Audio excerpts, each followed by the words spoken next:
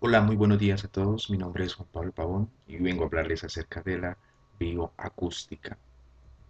¿Qué es la bioacústica? Entonces, la bioacústica es una ciencia relacionada con diferentes disciplinas científicas que investiga la producción y la recepción de los sonidos biológicos, es decir, los emitidos por los animales. La bioacústica es un instrumento de estudio de biodiversidad y conservación. Ese es el uso que se le está dando actualmente en la biología. Nos sirve para identificar taxonomía sistemática y hacer estudios de biodiversidad y conservación. Es un elemento bastante importante para caracterizar especies. Por ejemplo, vamos a escuchar.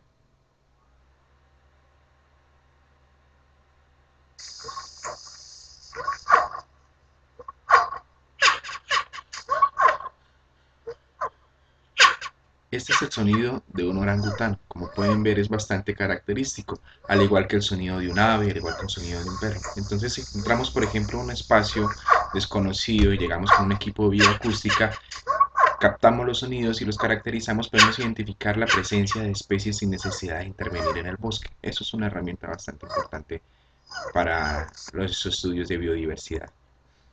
Bien, con base en lo anterior, para que podamos entender más fácilmente este eh, tema, voy a ponerles un ejemplo muy elemental. Tomé una especie de ave que se llama Gallus gallus, nombre de la especie, sí, una cría de esta especie, y me planteé una pregunta para desarrollarle, poderles explicar básicamente uno de los tantos usos que se le puede dar a la bioacústica. Entonces la pregunta dice, ¿se identifican variaciones en las frecuencias del sonido emitido por cría de la especie Gallus gallus en diferentes estados de estrés? Entonces vamos a ver si utilizando una herramienta muy básica podemos dar una respuesta a esta pregunta. Bien. Para el estudio de la bioacústica es necesario tener instrumentos de caracterización de la misma. Entonces, para ello utilizamos nosotros, sí, para ello utilizamos micrófonos dinámicos, micrófonos condensadores, hidrófonos en caso que fueran el agua, grabadoras y algo muy importante, necesitamos tener un software, un programa que nos analice las frecuencias que estamos caracterizando. Si no, pues no podríamos hacer mayor cosa con estos sonidos. Bien. Entonces, para que la comunicación acústica se dé, el sonido nosotros generalmente lo describimos en tres características según la percepción. Hablamos de un tono, de la intensidad y del timbre, ¿verdad?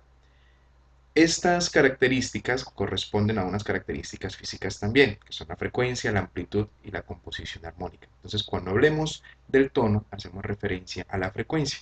Cuando hablamos de la intensidad, hacemos referencia a la amplitud. Y cuando hablamos del timbre, hacemos referencia a la composición armónica del mismo. Entonces, aquí tenemos las siguientes características. Bueno, cuando hablamos que en la frecuencia es un tono grave, decimos que es una frecuencia baja. ¿Sí? Tenemos aquí sobre los 100 Hz.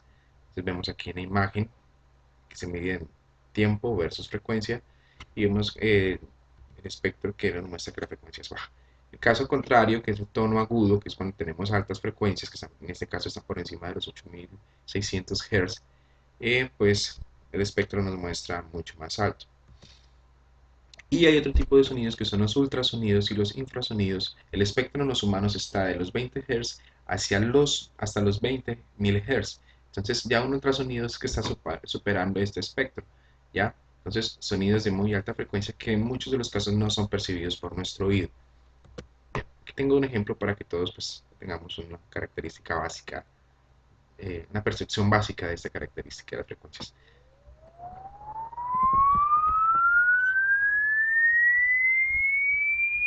Muy bien.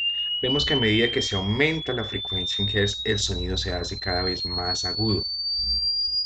Es una variación de la frecuencia.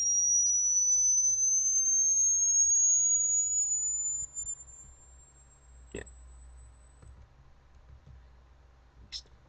Dentro de la estructura de características de la señal acústica, utilizamos para el estudio y la caracterización estructuras de emisión acústica o un oscilograma. Eso es lo que nos lo da el programa.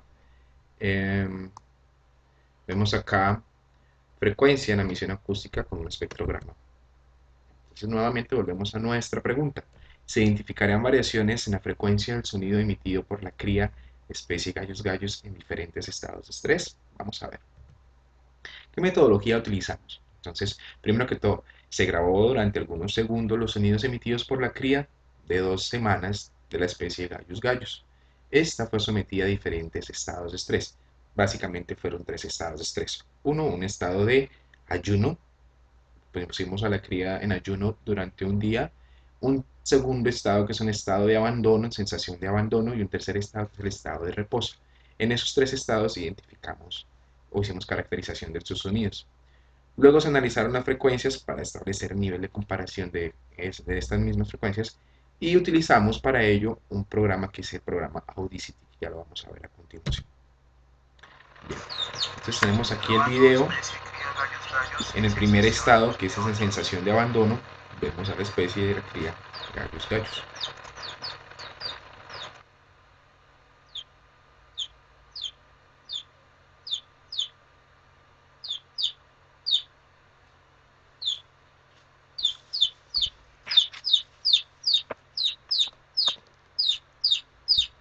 Entonces a través de este video pues captamos el sonido de la cría de la especie y luego tomamos esta caracterización de este sonido ya directamente con el programa.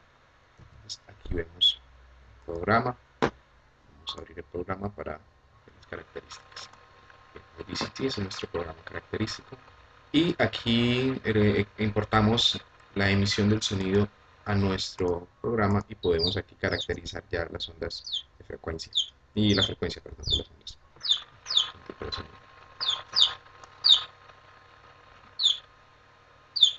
Bueno, entonces como se aprecia, el sonido referente a este estado, que es el estado de abandono, muestra frecuencias altas, por encima de los 5000 Hz, algunos rangos aquí vemos que está incluso por encima de los 8000 Hz. ¿Sí? Entonces percibimos tonos mucho más agudos. El patrón del canto es casi uniforme, aquí vemos que es casi uniforme. ¿Sí? Es decir, las frecuencias son repetitivamente altas. Aquí, sin embargo, vemos un trino inicial, ¿sí? Con frecuencias más bajas. Entonces, es decir, el sonido es mucho más grave.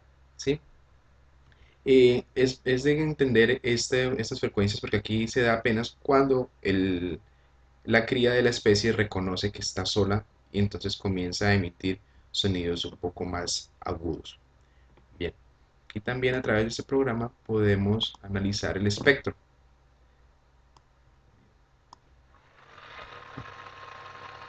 En este espectrograma, ¿sí? Podemos apreciar el tiempo, perdón, los hertz y los decibeles que se ven acá. ¿Listo? Aquí miramos básicamente el nivel de presión sonora y el nivel de potencia sonora que se mide en decibeles versus los hertz. Aquí vemos entonces el momento en que yo inicio una grabación hablando, pues la potencia sonora es un poco más alta, ¿sí? Se dan estos hertz, pero es un poco más alta, entonces se van a percibir mayor cantidad de decibeles. Aquí ya cuando se estabiliza el trinar de las aves como tal. Tenemos aquí entonces analizando los otros estados. Bien, continuemos entonces verificando el otro estado aquí de la cría. Este ya es en sensación de ayuno, que es el segundo estado de la cría. Bien. Recordemos que expusimos la cría a un día de ayuno completo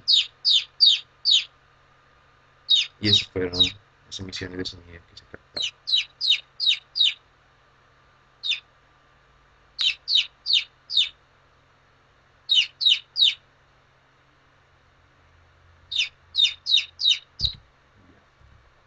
De igual forma, este sonido fue caracterizado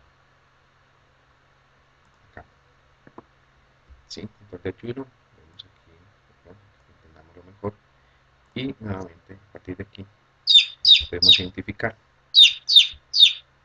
Entonces, como podemos darnos cuenta, aquí las frecuencias son mucho más altas, con tonos más agudos, y el patrón de canto con estas frecuencias son altas, pero no son uniformes. Es decir, todas tienen en característica que son altas, están por encima de los 7000, 8000 Hz, ¿sí? Pero no se conserva un patrón uniforme, es decir, aquí por ejemplo se repiten 3 trinos, aquí van 5, aquí va 1, aquí va 4, no es repetitivo, quizás de pronto por el estrés al que estaba sometido la cría de la especie, ¿sí? No se perciben muchas frecuencias graves, es decir, bajas, ¿sí? Entonces se conserva ese patrón. Bien, vamos a adelantarnos aquí un poco. Listo. Aquí podemos analizar también, perdón, el espectro de especie. Entonces, de igual forma, aquí medimos la potencia y la presión sonora en decibeles versus la frecuencia del patrón de sonido. Tenemos aquí con el siguiente estado. Entonces, ese es en estado ya en la especie en estado de reposo. En estado de reposo ya la especie se había alimentado y estaba en compañía. Entonces ella estaba en estado de reposo.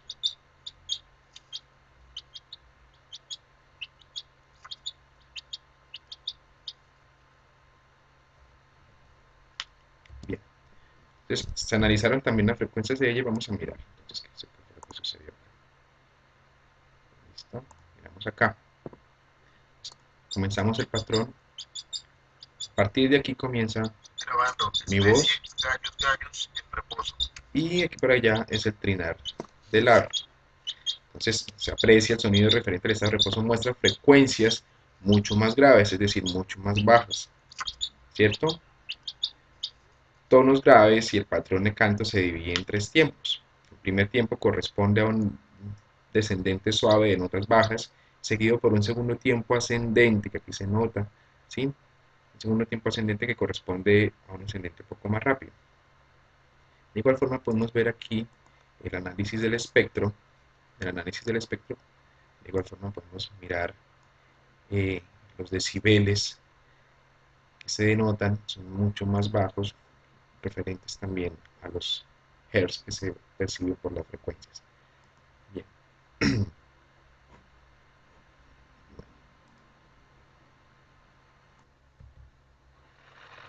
Frecuencias comparativas. Vemos aquí entonces, vamos a comparar rápidamente. Colocamos aquí en un cuadro comparativo las tres frecuencias y vemos entonces se logra apreciar diferencias de los estados de ayuno. Ese es el estado de ayuno, el estado de abandono versus el estado de reposo. Entonces se entiende que el nivel de estrés para esos estados de ayuno y el de abandono son mucho más altos, ¿sí?, que el nivel de estado de reposo. Por ende, en cuanto al trinar, las frecuencias que se van a percibir son mucho más altas, son mucho más agudas. Entonces aquí se evidencian los patrones de frecuencia. Entonces sí podemos caracterizar a través de la bioacústica los estados de ánimo de una especie. Bien, entonces vamos acá. Aquí vemos patrones comparativos también. Aquí vemos los patrones de los espectrogramas también. Se puede caracterizar las frecuencias de esa forma. Aquí se ve más altas el patrón de potencia de emisión.